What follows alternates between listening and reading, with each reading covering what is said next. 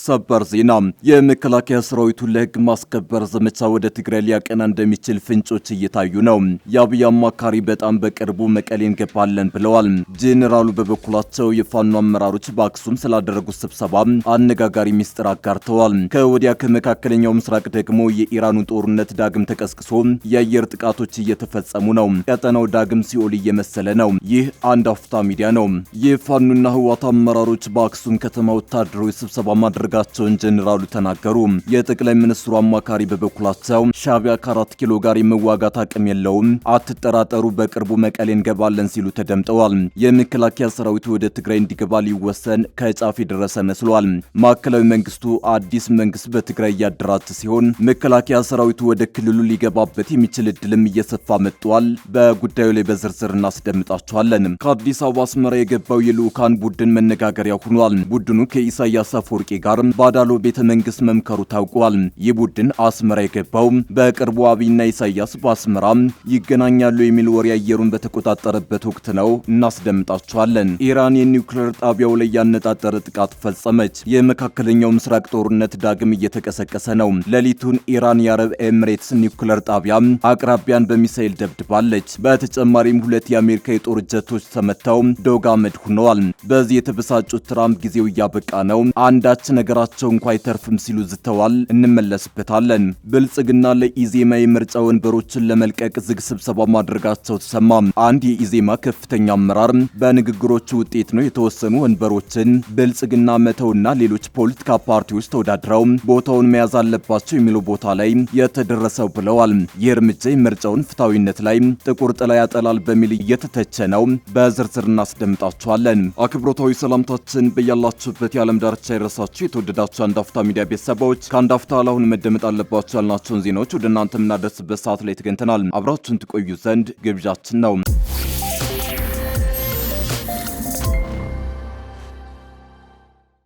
የፋኖና ህወሓት አመራሮች በአክሱም ከተማ ወታደራዊ ስብሰባ ማድረጋቸውን ጄኔራሉ ተናገሩ።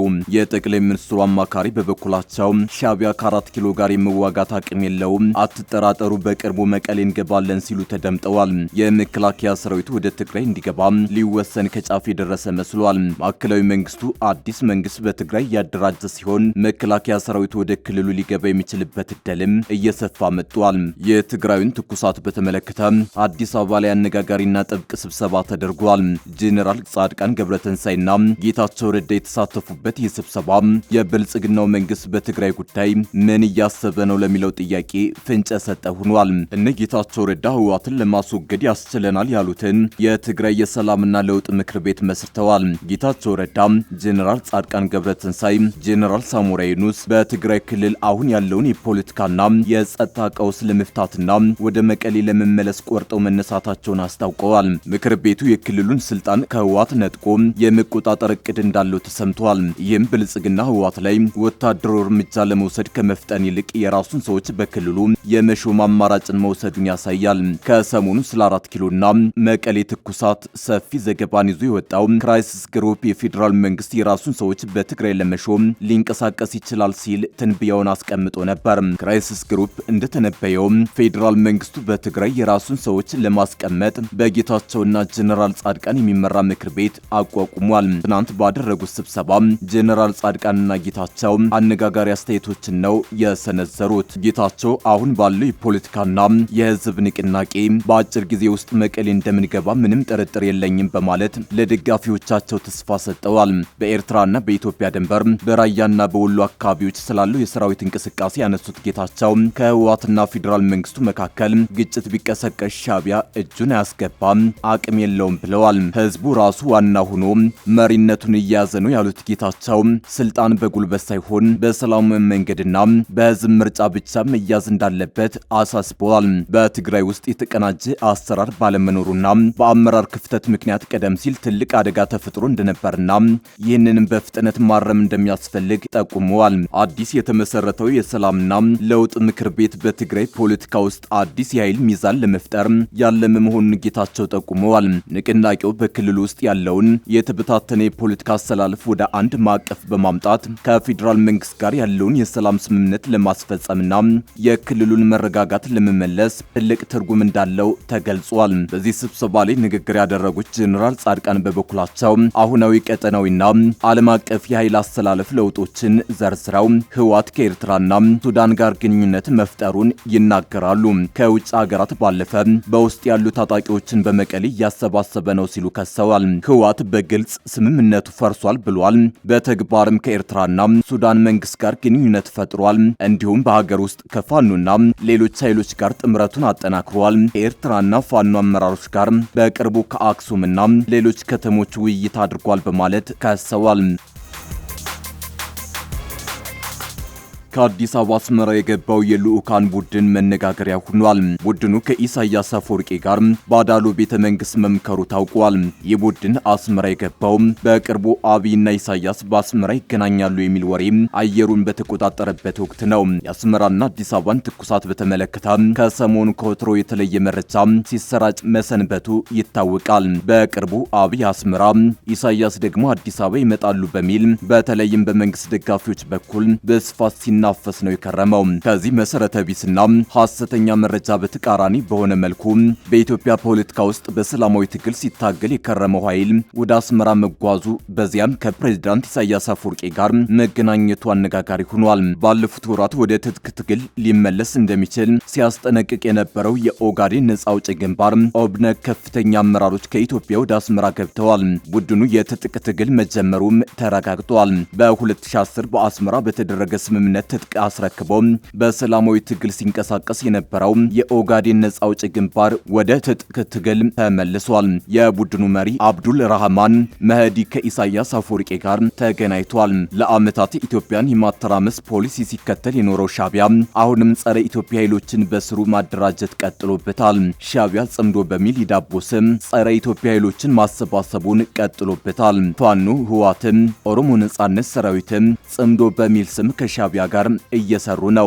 አሁን ደግሞ ኦብነግ ተጨምሯል። ከጽንሰቱ አንስቶ ጸረ ኢትዮጵያ ፖሊሲን የሚከተሉት ኢሳያስ አፈወርቂ ኢትዮጵያን በውስጥ ግጭት መጥመድና ቀውስ ውስጥ ማቆየት ያልተጻፈ ፖሊሲያቸው ነው። ከዚህ ቀደም እንደ ግንቦት ሰባት ያሉ ኃይሎችን በማስታጠቅ ኢትዮጵያን ለመረበሽ ሞክረዋል። አሁን ደግሞ ሌሎች ኃይሎችን ስንቅና ትጥቅ እያቀበሉ አገሪቱን በማሸበር ተጠምደዋል። ብልጽግና ለኢዜማ የምርጫ ወንበሮችን ለመልቀቅ ዝግ ስብሰባ ማድረጋቸው ተሰማ።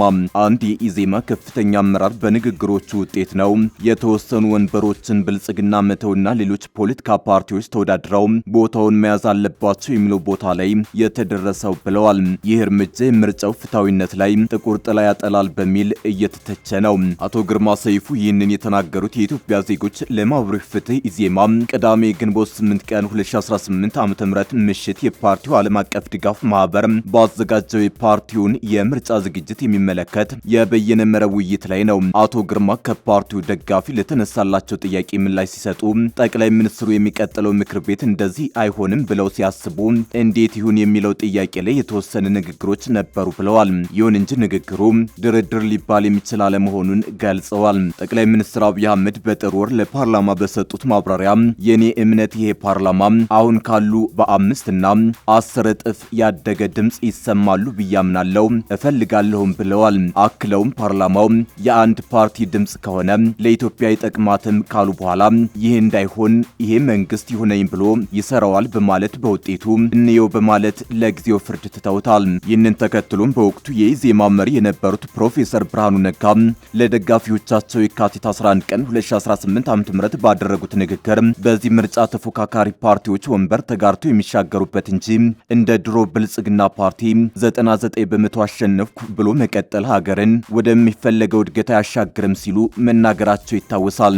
በቅዳሜው ውይይት ላይ የፓርቲው ምክትል መሪ አቶ ንጋቱ ወልዴ እንዲሁም የፓርቲው ከፍተኛ አመራሮች አቶ ግርማ ሰይፉና አርክቴክት ዮሐንስ መኮንን መወያያ መረጃዎችን አቅርበዋል።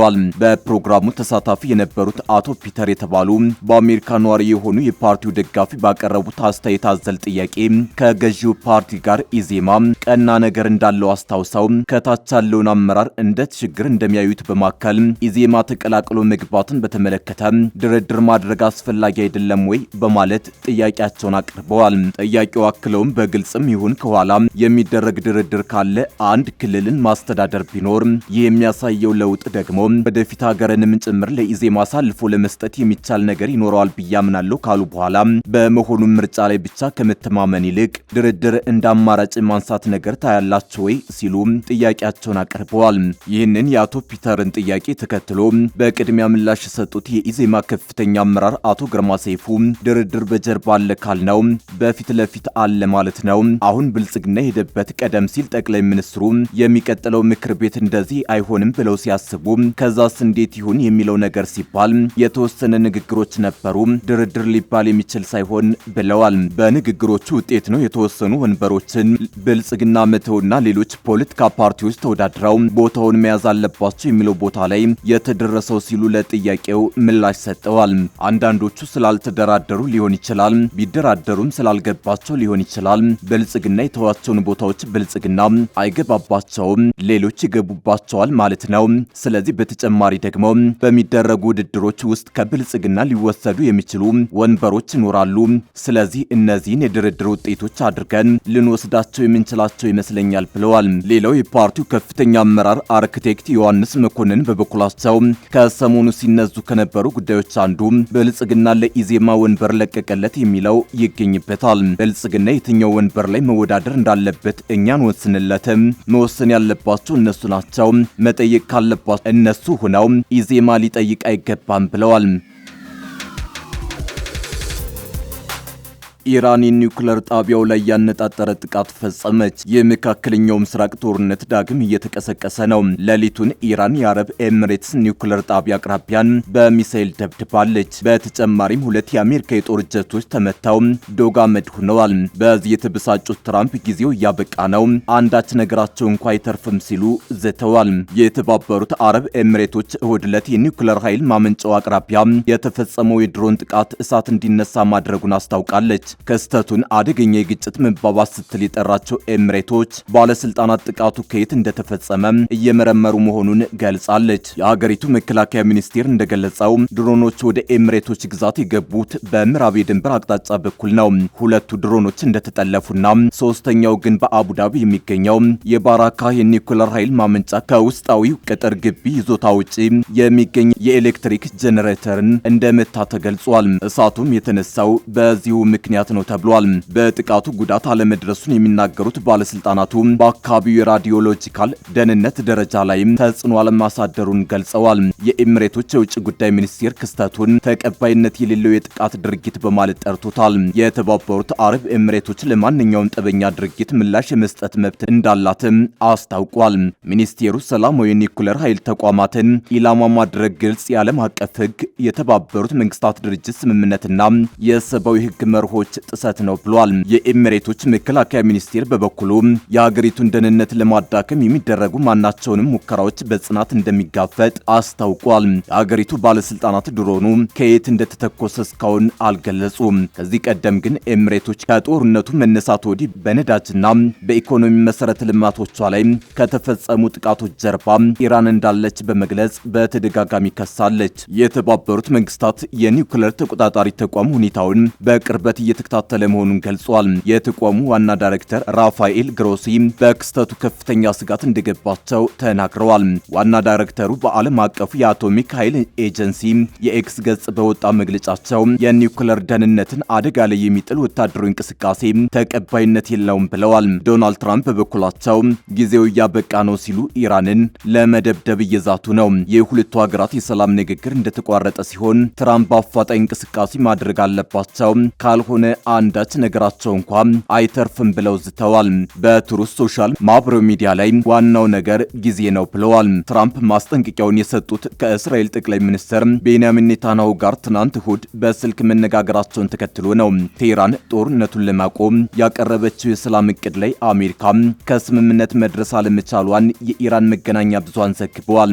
ዋሽንግተን የሰላም እቅዱ ተቀባይነት እንዲኖረው ጥረት ካላደረገች ውጤት እንደማይገኝ የኢራኑ መህር የዜና ዜና ወኪል ዘግቧል። ያሳለፍነው ሳምንት ትራምፕ የሁለቱ ሀገራት የተኩስ አቁም በቋፍ ላይ ነው ሲሉ ዘላቂነቱ አጠራጣሪ መሆኑን ገልጸዋል። የኢራን የሰላም እቅድ ተቀባይነት የሌለው ነው ብለው ትራምፕ ቢያጣጥሉ የኢራን የውጭ ቃል አቀባይ እስማኤል ባጊ ምክንያታዊና ለጋስ ነጥቦች እንዳቀረቡ ተናግረዋል።